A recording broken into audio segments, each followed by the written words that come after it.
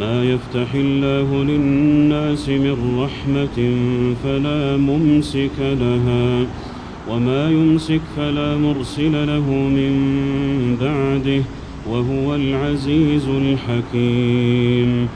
يا أيها الناس اذكروا نعمة الله عليكم هل من خالق غير الله يرزقكم من السماء والأرض لا إله إلا هو فأنى تؤفكون.